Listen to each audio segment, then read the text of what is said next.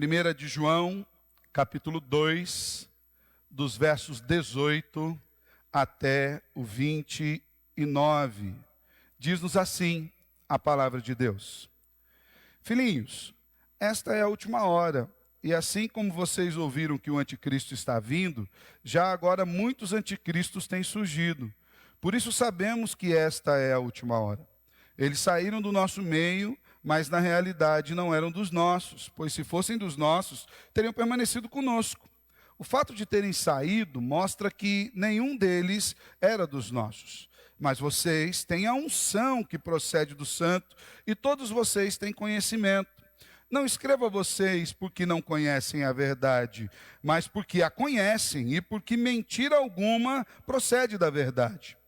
Quem é o mentiroso, senão aquele que nega que Jesus é o Cristo? Este é o anticristo, aquele que nega o Pai e o Filho.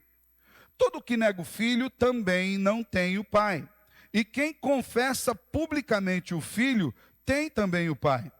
Quanto a vocês, cuidem para que aquilo que ouviram desde o princípio permaneça em vocês. Se o que ouviram desde o princípio permanecer em vocês, vocês também permanecerão no Filho e no Pai. E esta é a promessa que Ele nos faz, a vida eterna. Escreva estas coisas a respeito daqueles que os querem enganar. Quanto a vocês, a unção que receberam dele permanece em vocês, e não precisam que alguém os ensine. Mas, como a unção dele recebida, que é verdadeira e não falsa, os ensina acerca de todas as coisas, permaneçam nele, como ele os ensinou. Filhinhos, agora permaneçam nele, para que quando ele se manifestar, tenhamos confiança e não sejamos envergonhados diante dele na sua vinda. Se vocês sabem que ele é justo, saibam também que todo aquele que pratica a justiça é nascido dele. Até aqui. Vamos orar mais uma vez? Como é bom, Senhor, estarmos aqui reunidos na tua casa, povo de Deus, povo santo, povo separado, para ouvir a verdade do teu evangelho, Senhor. Nós sabemos, Deus, que toda a salvação que chegou até nós é operada por ti. Desde antes da fundação do mundo, o Senhor arquitetou um grande projeto redentivo, maravilhoso, fundamentado na pessoa de seu Filho amado, Cristo Jesus, que foi à cruz do Calvário, ao madeiro maldito, e se fez maldição por cada um de nós, Senhor, de maneira que nós fomos atraídos nele para a salvação. Nós temos vivido, Deus, em dias maus, onde muitas pessoas têm se afastado da tua verdade. É por isso que nós queremos lhe pedir que nessa manhã a palavra lida venha de fato alimentar as nossas mentes e o nosso coração, de maneira, Deus, que nós sejamos fortalecidos no poder das Escrituras para continuarmos firmes nesse projeto da salvação que o Senhor mesmo tem por nós. É o Senhor quem efetua o querer e o realizar. Opere isso pela tua palavra, agindo poderosamente nas nossas vidas. É assim que nós oramos em Cristo Jesus. Amém e amém. Glória a Deus. Em que você tem crido sobre o cristianismo? Vou perguntar de novo. Vou perguntar até de uma outra forma. Como você, que se diz cristão, eu que me digo cristão, como nós que nos declaramos seguidores de Cristo Jesus, temos de fato entendido o Evangelho e vivido no Evangelho de Cristo Jesus? Será que nós temos conseguido discernir o que é verdade de Deus e o que é mentira com respeito àquilo que se ensina sobre Deus, aquilo que se fala sobre o caráter, a pessoa de Deus, de Cristo Jesus, sobre fé, sobre teologia? Hoje nós temos vivido um tempo onde a disseminação de mentiras se dá em todas as instâncias da sociedade. Qual de nós aqui nunca ouviu falar das famosas fake news? As notícias falsas, as notícias inventadas, as notícias muitas vezes imaginadas, as notícias que não são notícias e alguém gostaria que elas fossem e as transformam em notícia para que as pessoas venham a acreditar nelas. Isso não é uma exclusividade das coisas do mundo, nem tampouco da política. Isso não exclui a questão de fé. Não que hoje haja mais heresias do que em outros tempos da época cristã, mas o acesso a essas heresias, a essas mentiras, a esses enganos, a essas fake news da fé, hoje são muito mais fáceis e de uma maneira muito mais sutil do que se apresentavam anteriormente. Hoje nós temos aí vários pastores, várias pastoras, vários pregadores, líderes espiritualistas e um monte de outros famosos palestrantes que têm espalhado heresias aos quatro ventos, que têm espalhado mentiras, que têm confundido o povo de Deus com meias verdades, com partes de versículos bíblicos. E o pior é que tudo isso tem sido uma ferramenta para enredar muitas pessoas com mentiras ardilosas. E não são poucas as pessoas hoje que têm uma fé deficitária em Cristo Jesus, que se declaram cristãos, que dizem que pertencem ao Deus de amor, que reconhecem que Deus se revela a nós nas Escrituras e também na pessoa do seu Filho, mas já estão negando que a Bíblia é palavra de Deus como um todo. Nós temos isso aos montes. Pessoas que questionam o caráter e o amor de Deus por haver a malignidade no mundo, por haver o pecado no mundo. Nós temos pessoas que estão crendo em um Deus completamente diverso do Deus das Escrituras. Um Deus que eles fizeram a sua imagem e semelhança. Um Deus que é diferente do Deus que se revelou, por exemplo, a Moisés no Monte Sinai. Quando Deus apareceu a Moisés e o enviou a Faraó para que libertasse o povo do cativeiro egípcio, daqueles anos de escravidão, Moisés fez uma pergunta para Deus. Falou assim: Deus, eu vou chegar lá, falar para Faraó, que é para o povo sair, e Faraó vai dizer: mas você está achando que eu vou mandar o povo embora assim? Quem que mandou você vir falar comigo? E Deus faz uma autorrevelação muito importante para nós. Deus fala algo acerca de si mesmo que nós precisamos ponderar de uma maneira muito séria. Porque quando Deus se revelou a Moisés dizendo: vai lá e fala a Faraó, Deus diz assim: você vai chegar para Faraó e vai dizer o seguinte: eu sou o que sou, me enviou. Perceba que Deus, quando se revela, Ele não diz assim, você vai lá e diz assim: eu sou aquilo que você quer que eu seja. Eu sou aquilo que você imagina, aquilo que está na sua mente. Eu sou parte dos seus pensamentos naturais. Eu sou um reflexo daquilo que há no mundo. Não. Ele diz: eu sou o que eu sou. Não diz: eu sou o que você quer que eu seja. Então isso para nós é muito importante, porque Deus não mudou. Deus continua sendo aquilo que Ele é. O mundo mudou, as pessoas mudaram, a cultura mudou, os tempos mudaram, mas Deus continua sendo o mesmo Deus. E nós temos visto uma construção diária, ou melhor, uma destruição diária de quem é Deus nos nossos meios. E aí, novamente, é bom que nós perguntemos: será que nós estamos vacinados biblicamente contra esse tipo de perigo? Contra essas heresias, contra esses enganos que têm surgido à profusão? Mais uma vez lembrando, não que nós não tivéssemos isso em outros tempos. Quando nós vemos as cartas às igrejas do Apocalipse, João, ou melhor, Jesus, por intermédio de João, já estava advertindo contra heresias, contra erros, contra enganos. Mas naquele tempo não tinha internet. Naquele tempo não tinha Facebook, Twitter, Instagram, LinkedIn e tantas outras redes sociais. Naquele tempo não tinha WhatsApp, não tinha grupo de WhatsApp. Senão as cartas eram muito mais rápidas. João escrevia, mandava pelo WhatsApp, os irmãos disseminavam rapidinho. Agora de manhã, antes de começar o culto, eu mandei o link para pelo menos 50 pessoas. E você devia fazer isso também. Usar o link para evangelizar. Nós estamos ao vivo em 2 redes. Naquele tempo não tinha isso, mas já tinha as heresias. O que nos difere é que hoje as heresias não necessariamente precisam vir bater a porta da nossa casa. A gente abre na tela do celular, na tela do computador.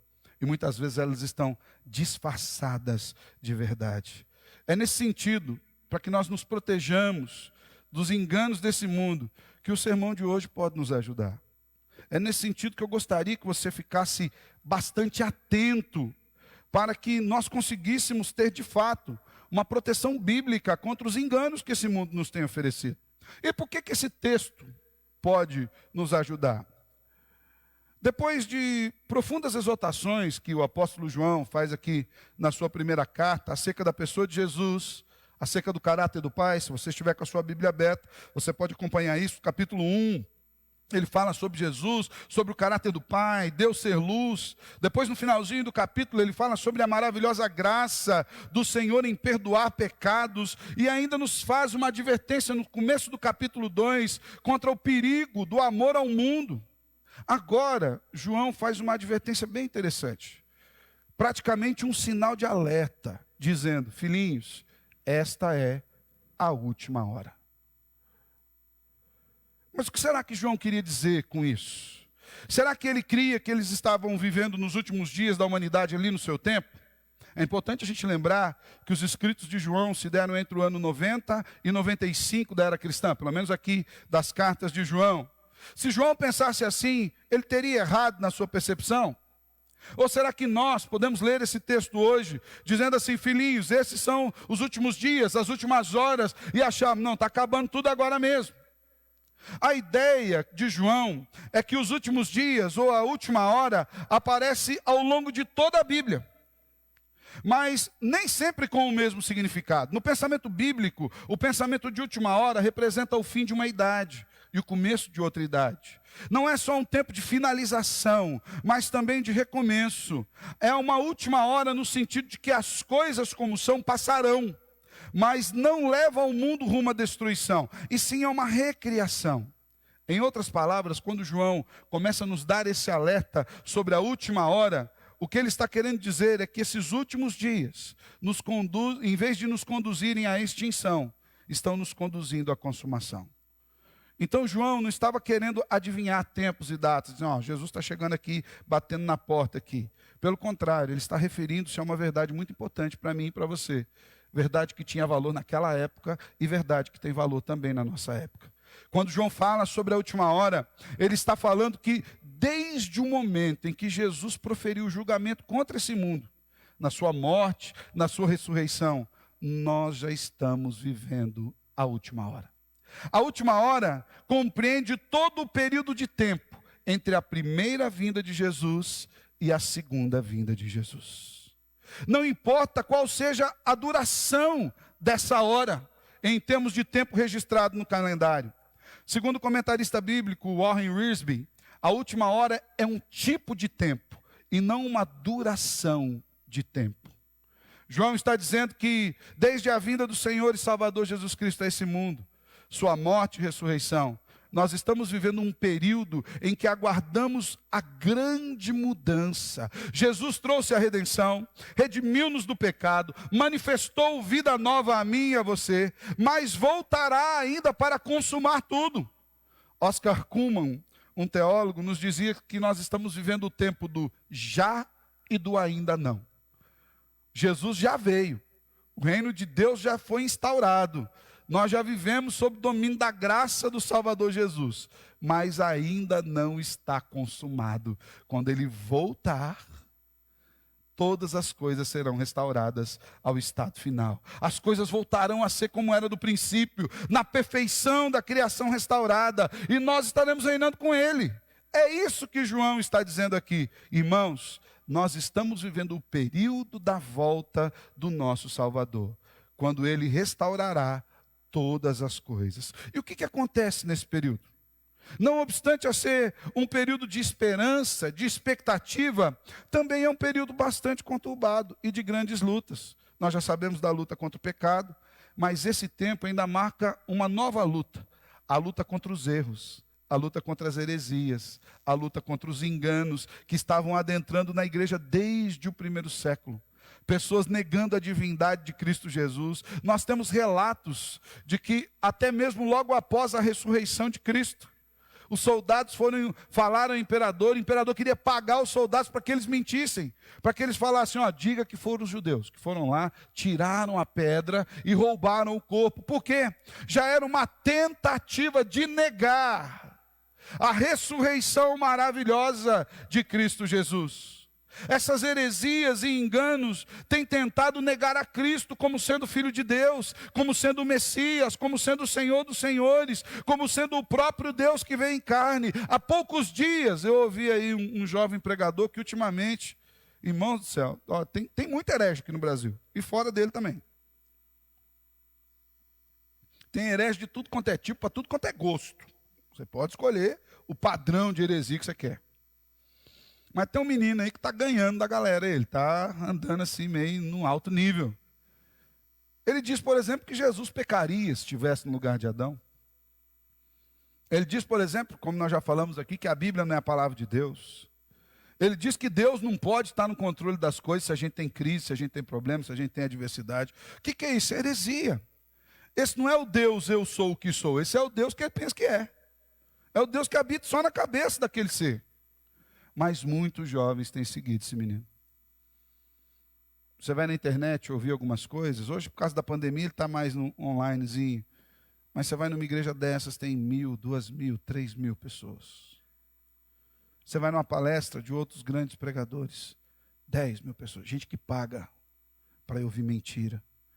Uma das marcas dessa última hora é o surgimento de anticristos, que tentam espalhar mentiras, erros, heresias e enganos que afrontam a pessoa de Cristo.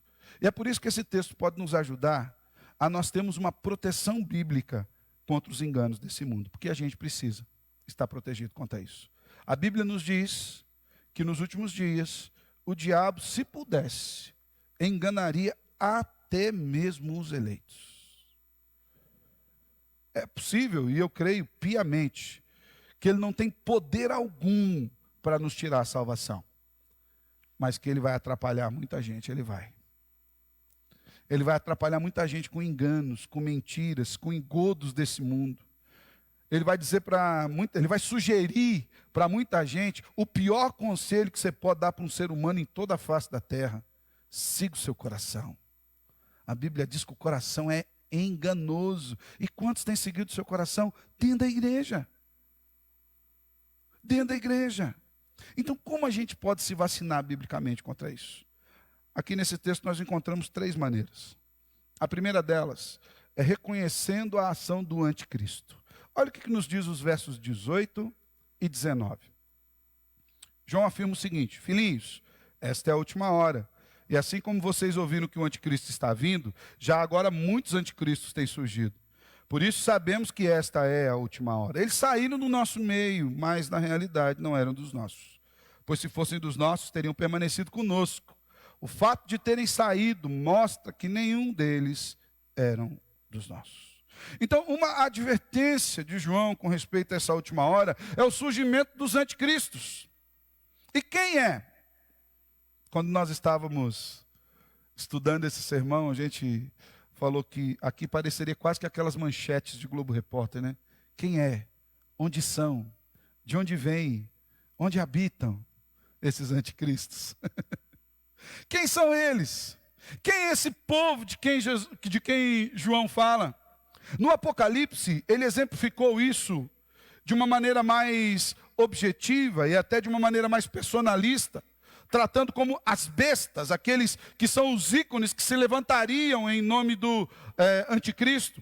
Ao que tudo indica, ele falava no Apocalipse sobre Nero e sobre Tito Domiciano, 2 imperadores tiranos, malignos, que infligiram perseguições atrozes ao povo de Deus.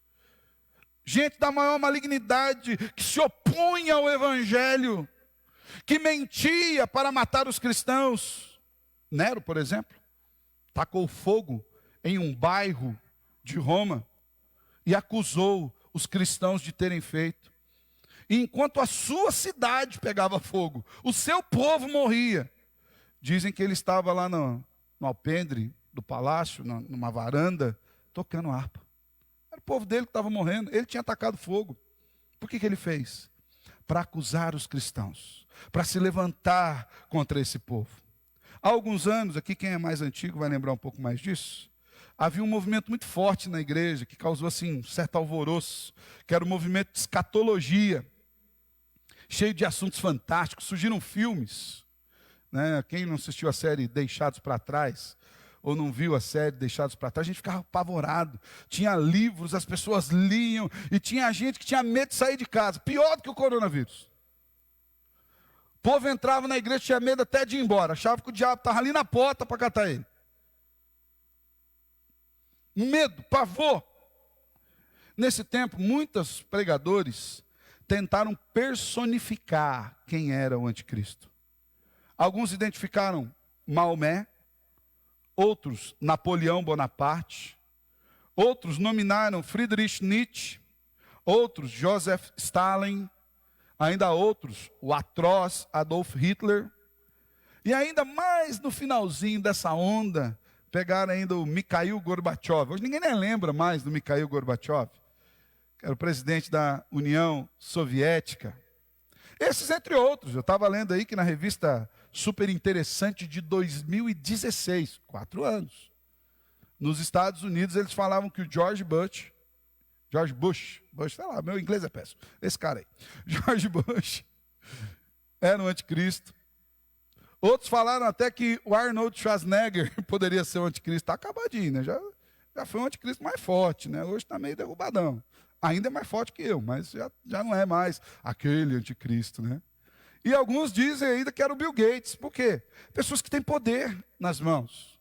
Pessoas que detêm uma certa influência na sociedade. Ainda que esses homens se destaquem em vários aspectos, e alguns deles, inclusive pela grande malignidade que marcou a história, como Adolf Hitler, por exemplo. Quando nós vamos assistir os filmes da Segunda Guerra, irmãos, é de tirar o fôlego. Quem aqui não assistiu a lista de Schindler? O menino do pijama listrado.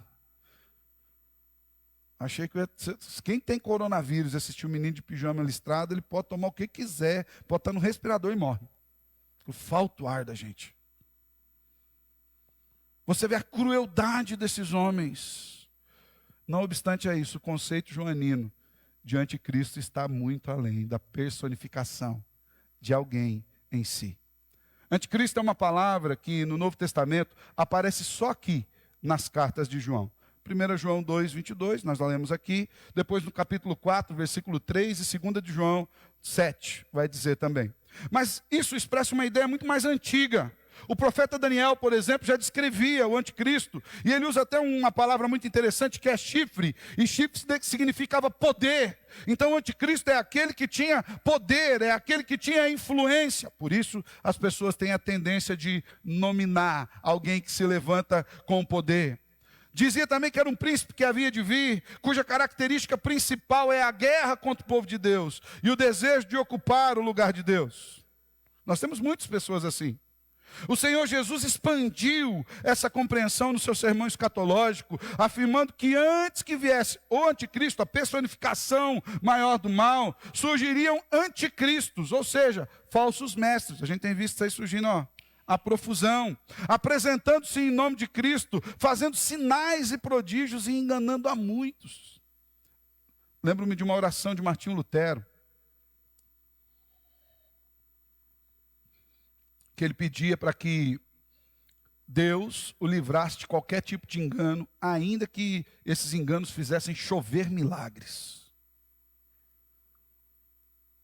Então Lutero não estava atrás daquilo que o olho via. Ele falou, pode chover milagre, se não é de Deus eu não quero, anátema. Jesus ainda fez referência ao anticristo, chamando de o abominável da desolação, Mateus 24:15. O apóstolo Paulo o chamou de o homem da iniquidade, o filho da perdição, o ímpio, 2 Tessalonicenses 2, 3 e 8. Mas fato é que o anticristo é todo aquele que vem no poder de Satanás, fazendo sinais, prodígios, carregado de mentira, de engano, de injustiça àqueles que estão diante de você. Perceba que os conceitos sobre o anticristo vão muito além da personificação em si. Ainda que haja alguém com uma capacidade maligna extraordinária, o anticristo é muito mais do que um alguém, ele é uma força. ele é um pensamento, ele é uma ideia, ele é um sistema de valores. De acordo com o comentarista Barclay, segundo a etimologia da palavra anticristo, nós podemos ter dois significados para o prefixo anti na gramática grega. Anti significa ou contra ou em lugar de. Ou seja, a ideia de anticristo é a ideia daquele que milita contra a verdade de Jesus ou que quer tomar o seu lugar como o detentor da verdade e da razão da nossa vida. O anticristo é toda forma de mal operando por meio da energia de Satanás, que tenta roubar dos corações humanos a verdade de Deus. E essa é uma das marcas da última hora que nós vivemos. A ação enganadora de Satanás, tentando desencaminhar os santos, tentando cegar e aprisionar os ímpios para que não cheguem ao Senhor. Então, como nós podemos nos proteger dos enganos desse mundo? Entendendo que o anticristo está agindo, mas não é uma pessoa, é um pensamento, é uma força, é um poder, é uma ideia. Outra questão de grande relevância aqui que João afirma é que esse anticristo saiu do meio da igreja. Esse versículo a gente usa muito erroneamente para até atacar aqueles irmãos que mudam, né, de uma igreja. O cara mudou da nossa igreja para outra igreja, saiu dos nossos porque não era dos nossos. Não, a gente já gosta de aplicar esse versículo, a gente aplica ele assim de primeiro. Não, saiu, pastor, porque não era dos nossos. Mas não está dizendo do irmão que mudou de igreja, não, viu, irmãos? Né? Saiu da denominação, foi para outra. Não, o cara continuou crente, está tudo bem.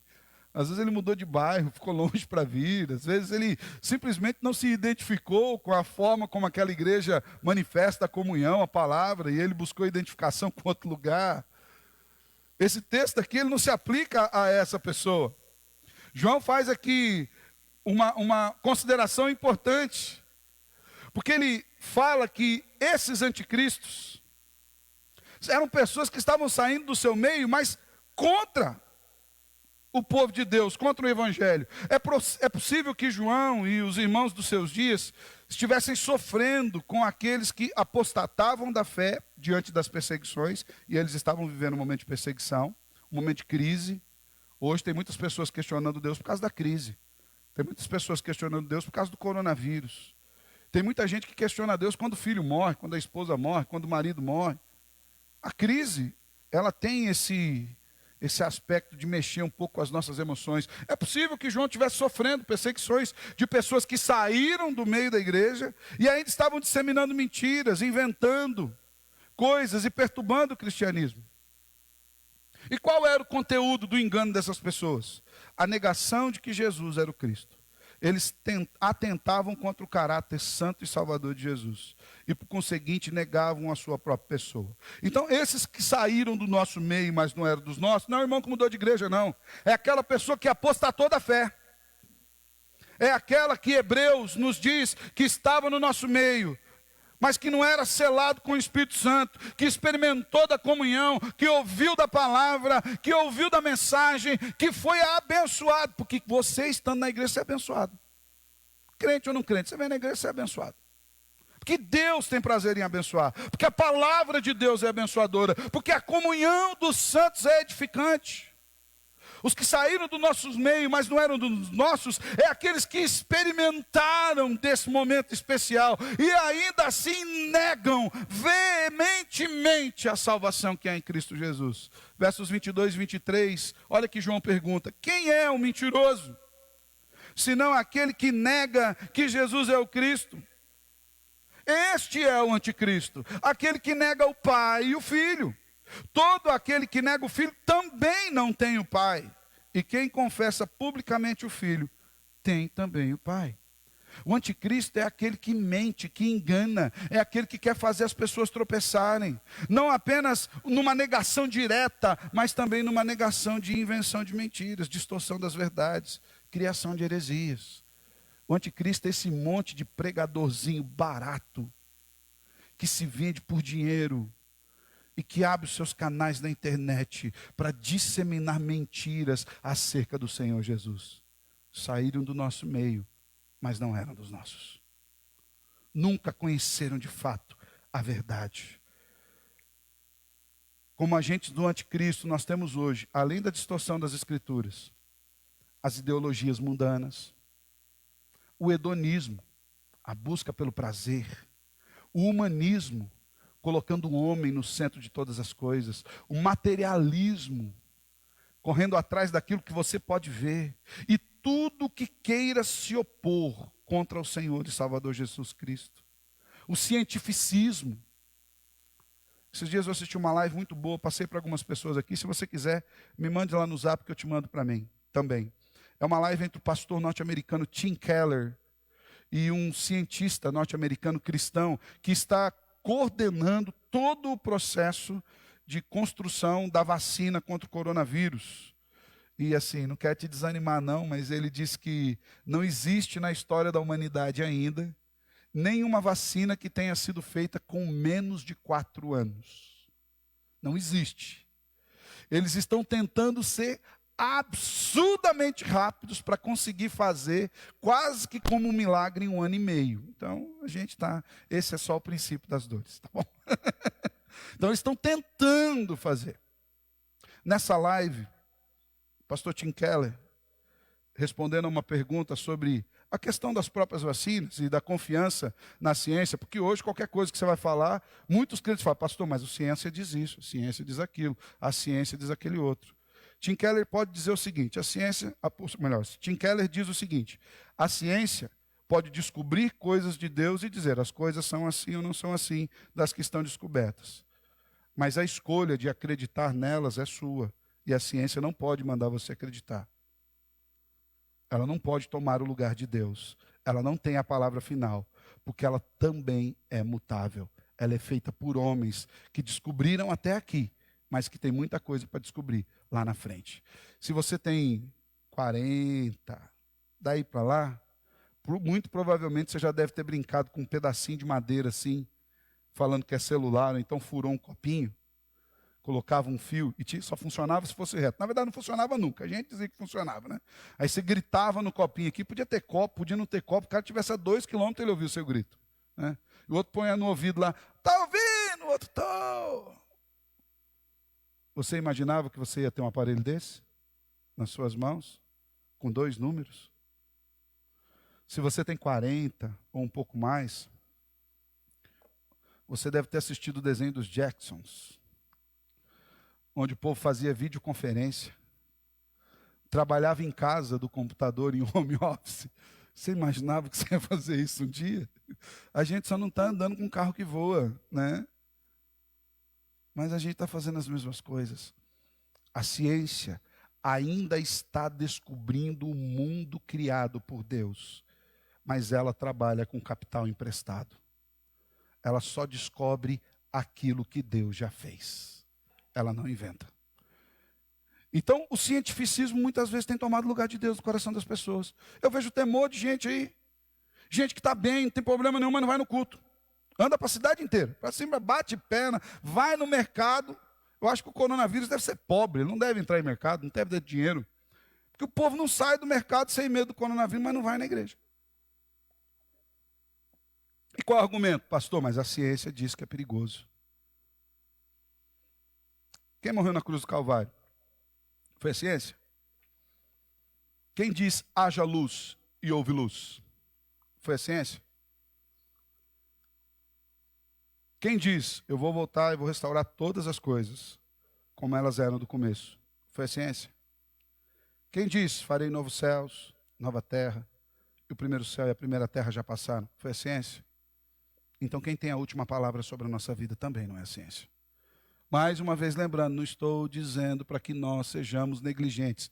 Não devemos tentar ao Senhor. Cuidar da vida é uma maneira de testemunho cristão. Está todo mundo de máscara aqui, a minha exceção, porque eu estou pregando, mas a minha está aqui, né? Até semana passada falaram, seu pastor tirou a máscara, pôs aqui, aí o Marcinho veio, tirou e pôs aí também. Se qualquer um tivesse coronavírus, morriam os dois, né? Você não consegue se proteger do vírus simplesmente porque você não o vê. Então você faz aquilo que lhe é possível e você depende. O vírus é microscópico. Você depende do cuidado especial do Senhor para que o microscópico vírus não entre pelas frestas da sua máscara e se aloje no seu corpo.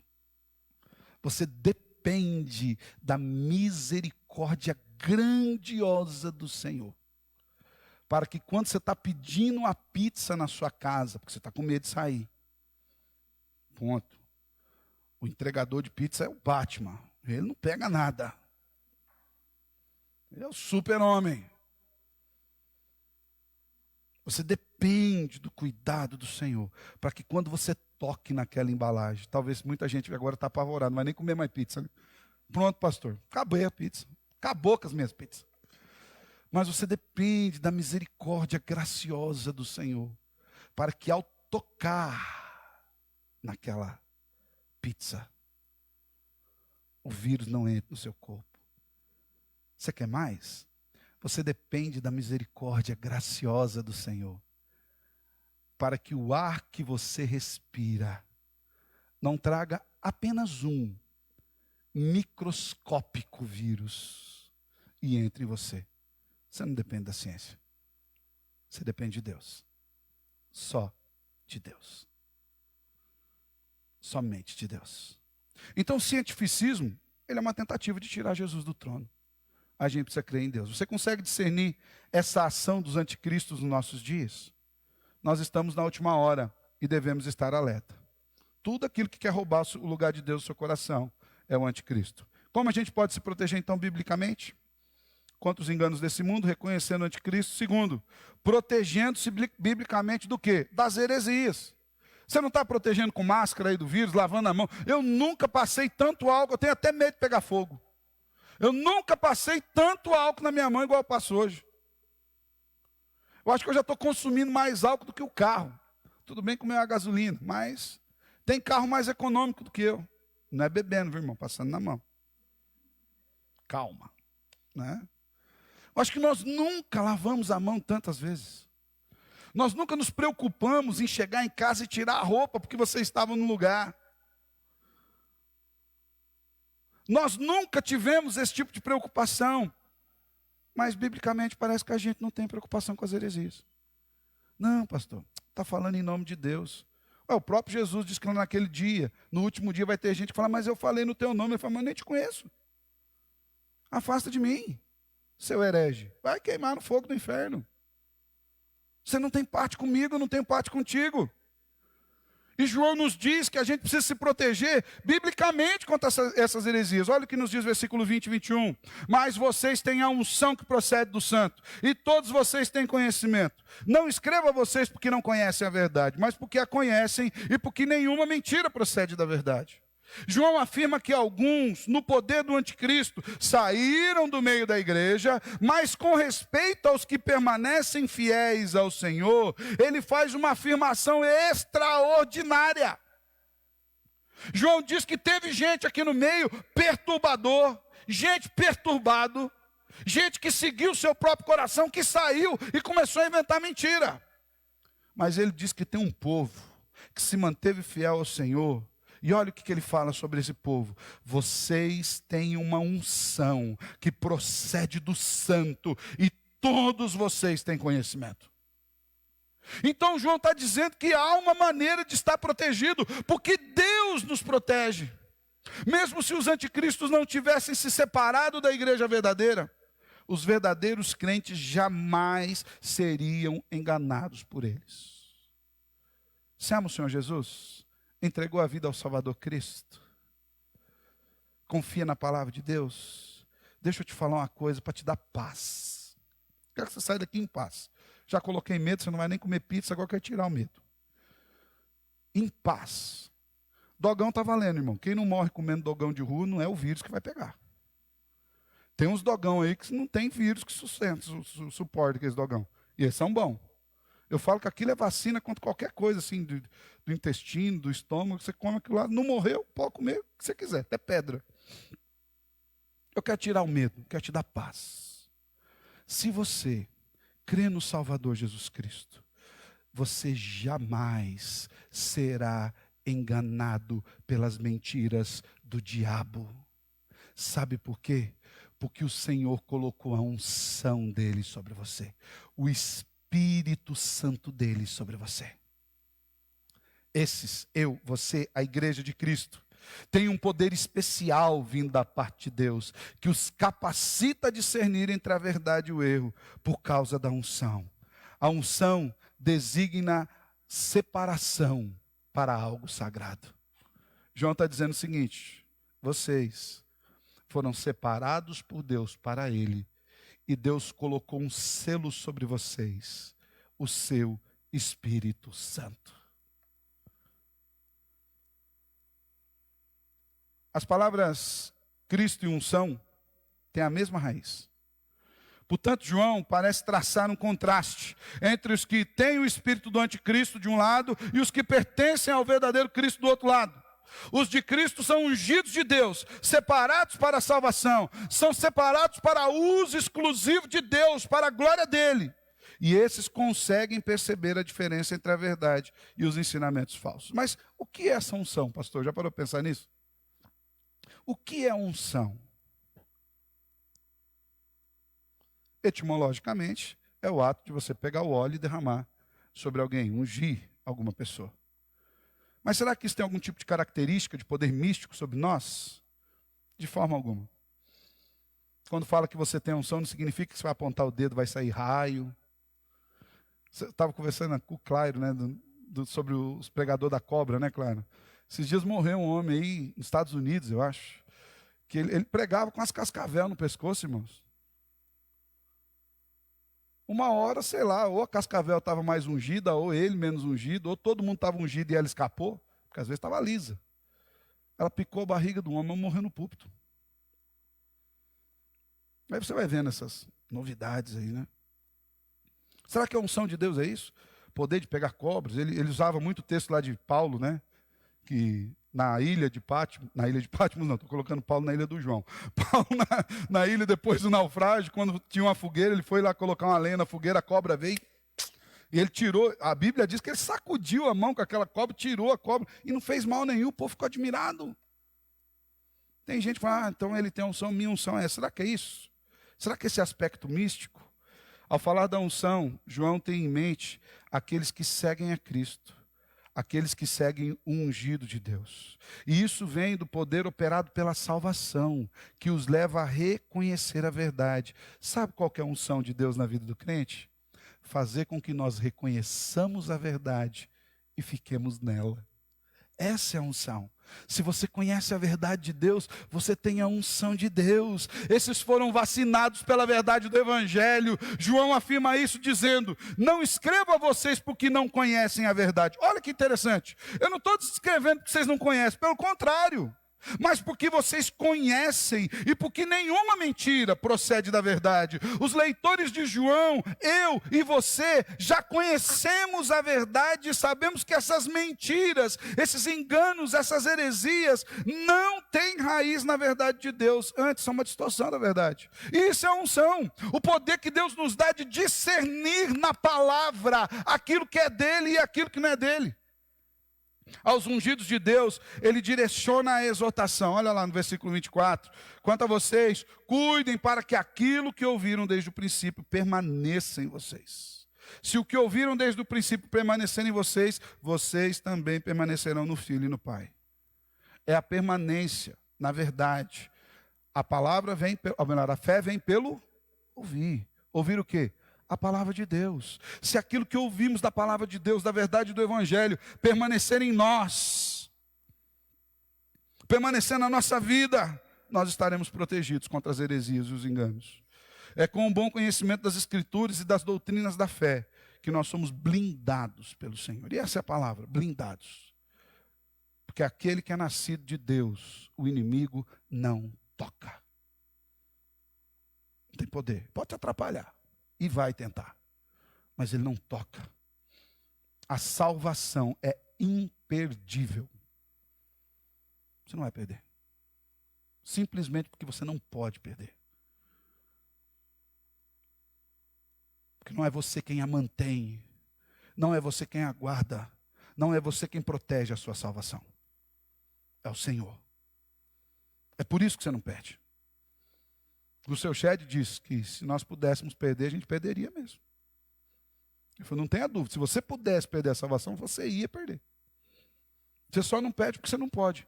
Não está nas suas mãos. Não está debaixo dos seus cuidados. Observe ainda o que João diz, versos 26 e 27. Escreva estas coisas a respeito daqueles que os querem enganar. Então João está falando, olha, eu não estou dizendo para vocês, no sentido de que vocês precisam aprender. Eu estou falando sobre aqueles que querem os enganar. Verso 27. Quanto a vocês, a unção que receberam dele permanece em vocês, e não precisam que alguém os ensine. Mas como a unção dele recebida, que é verdadeira e não falsa, os ensina acerca de todas as coisas, permaneçam nele, e como ele nos ensinou. A ideia aqui, irmãos, não é que os crentes não podem aprender nas escolas bíblicas, nos sermões, nas palestras, nos livros e outras ferramentas. O que João está dizendo aqui não é assim, vocês não precisam mais ler Bíblia, vocês estão liberados, vocês já sabem tudo. Não é isso. Antes, os crentes genuínos são selados pelo Espírito de forma que eles já receberam do Senhor tudo aquilo que lhes é necessário para a salvação. É isso que João está dizendo. Eu não estou trazendo de novo para vocês o conhecimento da salvação. Esse vocês já receberam. Não precisa mais. Não importa se você é um grande teólogo, um grande exegeta, sabe grego, sabe hebraico, é um grande filósofo, tenha conhecimento de todo o ramo da teologia histórica, ou se você é uma simples pessoa que abre a Bíblia e se alimenta dela todo dia de manhã, o Senhor já lhe deu tudo aquilo que é necessário para a salvação. Não se engane. Os demais ensinamentos, então por que eu venho na escola bíblica, pastor? Por que eu estou aqui hoje de manhã? É porque esses ensinamentos são apenas uma maneira de nós nos aperfeiçoarmos, de nós nos desenvolvermos. É apenas uma capacitação para desenvolver uma melhora na caminhada da fé. Aquilo que Paulo diz, então desenvolver a salvação. Coloque em prática. Você tem conhecimento das Escrituras? Você tem conhecimento das doutrinas fundamentais da fé? Dos propósitos de Deus para a sua vida e para a igreja? Do caráter da Trindade e da ação santa do eterno Deus nas nossas vidas? Nós estamos na última hora. E nós devemos estar vacinados pelo Evangelho de Cristo. É na palavra. Por isso, ele faz a veemente exortação no verso 28. Filhinhos, agora permaneçam nele, para que quando ele se manifestar, tenhamos confiança e não sejamos envergonhados diante da sua vinda. Então, como a gente pode se proteger biblicamente dos enganos? Sabendo da ação do anticristo, sabendo que é muito mais do que uma pessoa, em primeiro lugar. Segundo lugar, protegendo-se biblicamente das heresias. Verdade, vocês conhecem a verdade e têm o Espírito Santo, a unção do santo sobre vocês. Em terceiro e último lugar, firmando o coração na promessa de Deus. Como é que a gente se protege, pastor, dessas heresias, desses enganos? Com o coração naquilo que Deus falou para nós. Olha o verso 25. E esta é a promessa que ele nos faz. Qual é a promessa, irmãos? Olha aí, está aí para você ler. A vida eterna. Vou ler de novo. Esta é a promessa que ele nos faz. A vida eterna. Ah, irmãos, que presente maravilhoso o Salvador reservou para nós, no poder de Cristo Jesus. Vida eterna. Você não é mais um cidadão daqui. Você não depende mais das coisas aqui. Está de passagem aqui. Essa é a maior segurança da vida do crente. Muito mais do que máscaras, luvas, álcool, sabonete. Você tem vida eterna garantida. O Senhor já te prometeu. O Senhor prometeu a você que o seu corpo não ficará na tumba, na sepultura. O Senhor prometeu a você que há uma morada que Ele foi preparar para nós. Aqueles irmãos do primeiro século tiveram sua fé fortalecida nessa promessa, quando eles sofriam as grandes perseguições do Império Romano. Tinha gente que saía do meio deles e não apenas disseminava heresias, mas ia lá e dedurava para os guardas do Império onde estavam os crentes. Não sei se você assistiu o filme sobre a vida do apóstolo Paulo. Muito bom, já citamos aqui muitas vezes, mas tem algo de histórico muito interessante naquele filme, que eram as reuniões secretas. Eles tinham muito medo e receio de falar com as pessoas. Será que todo mundo é cristão? Porque muita gente enganava. Tinha gente que entrava lá como agente secreto, descobria onde estavam os crentes, ia lá, dedurava e vinham os guardas do império e matava todo mundo. Então, eles sofriam isso. Mas o que fortalecia o coração desses irmãos? A promessa da vida eterna. Judeus cristãos tiveram a sua fé fortalecida no Senhor no período da Segunda Grande Guerra, quando Hitler estava dizimando-os, guiado pela sua loucura da supremacia da raça ariana. Você vai ler teólogos como Dietrich Bonhoeffer, que é um homem dessa época, falando sobre a supremacia do Evangelho, sobre estar firme no Senhor. Um crente que tem expectativas e os olhos fitos na vida eterna não sente atração pelas mentiras vaidosas desse mundo. Por isso que Paulo escreve aos Colossenses dizendo: olha, se vocês já nasceram em Cristo, agora vocês são cidadãos do alto, vocês foram promovidos. Então não pensem mais nas coisas daqui. João, semana passada nós pregamos no sermão, João já advertia: as coisas daqui são passageiras.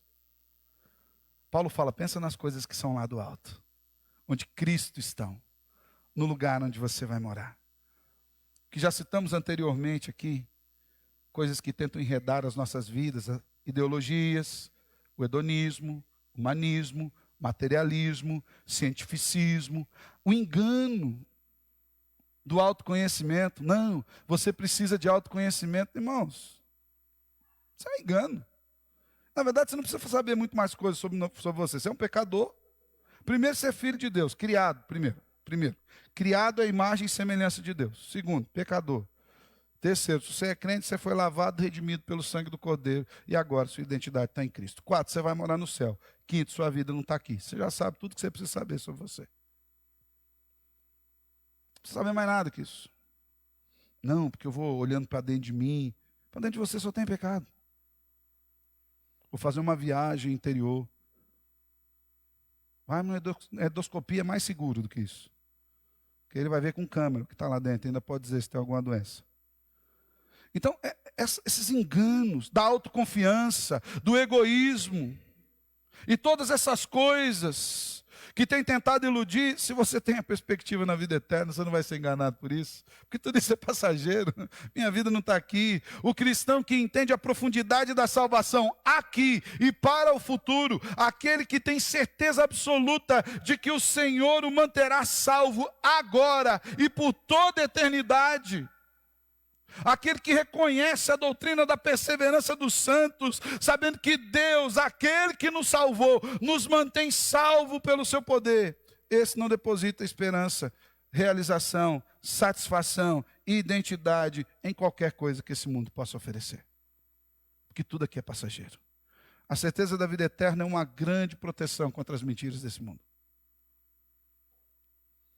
Você tem confiança na promessa de vida eterna que o Senhor nos fez? Você conseguiria dizer hoje, como diz o apóstolo Paulo, lá na segunda carta que ele escreveu ao jovem Timóteo, capítulo 1, versículo 12, porque eu sei em quem eu tenho crido.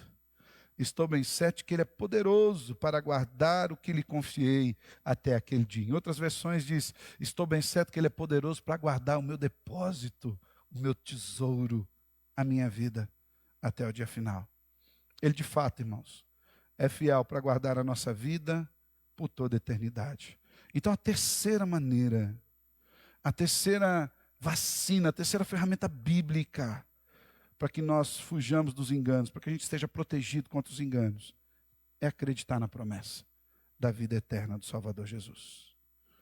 Meus irmãos, o Senhor tem protegido a sua igreja contra todos os enganos desse mundo. Aqueles que são filhos de Deus jamais serão enganados e afastados da sua graça. Isso é segurança, viu, irmão? Fica tranquilo. Você é filho do Eterno, não existe ex-filho de Deus. Você não vai achar nenhum ex-filho de Deus. Deus não rejeita seus filhos. Aquele que fez a promessa é fiel. E como resultado dessa proteção de Deus contra os enganos do anticristo, nós percebemos cada dia mais que nós vamos nos parecendo com o Salvador. E João termina esse capítulo dizendo exatamente isso. Se vocês sabem que ele é justo, saibam também que todo aquele que pratica a justiça é nascido dele. A justiça que João se refere aqui é a justiça que foi feita na cruz. A verdadeira salvação traz esses resultados práticos. Frutos da justiça de Deus manifestado na pessoa de Cristo Jesus. A ideia de justiça está ligada à ideia de propiciação, onde Jesus entregou a sua vida em nosso lugar, para satisfazer as exigências da lei e nos trazer perdão dos nossos pecados. Isso nos permite viver em santidade por intermédio de Cristo. João está dizendo assim, olha, já que vocês sabem que Ele é justo, Ele entregou a vida por vocês, vivam da maneira dEle. Hoje a gente pode viver em santidade, porque Ele nos perdoou. O mundo está cheio de enganos, meus irmãos, cheio de mentiras, cheio de heresias, que tem por finalidade fazer os nossos pés escorregar da fé. O Salvador não apenas nos tirou dos ardis desse mundo, mas também nos proporciona proteção contra essas mentiras atrozes. Lembre-se que para nos protegermos dos enganos desse mundo maligno, é importante reconhecermos a ação do anticristo.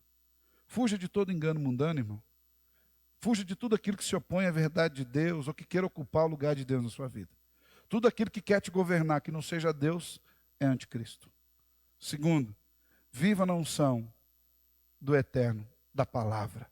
O Pai nos deu a santa palavra, se revelou por completo na pessoa do Filho amado, alcançou a nossa vida com o poder do Evangelho.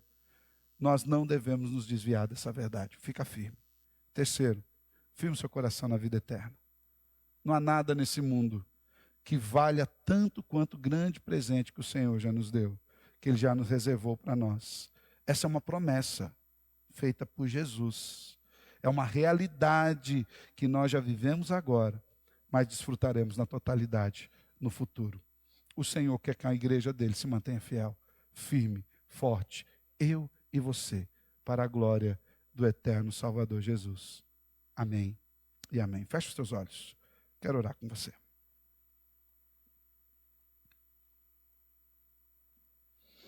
Senhor, muito obrigado, porque a tua palavra nos alcançou. E muito obrigado pela tua grande preocupação em nos manter na tua palavra, Senhor. Isso demonstra o seu amor. Isso demonstra o seu cuidado pastoral para com aqueles que estão no seu rebanho. Guarda no Senhor sempre.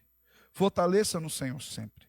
Cuida de nós sempre para que os enganos desse mundo não venham enredar os nossos corações. Que cada dia mais aqueles que são seus permaneçam firmes no Senhor pelo poder da unção do teu Espírito Santo. Guarda teu povo aqui, espalhado em toda a face da terra, para a glória do teu próprio nome, em Cristo Jesus. Amém e amém.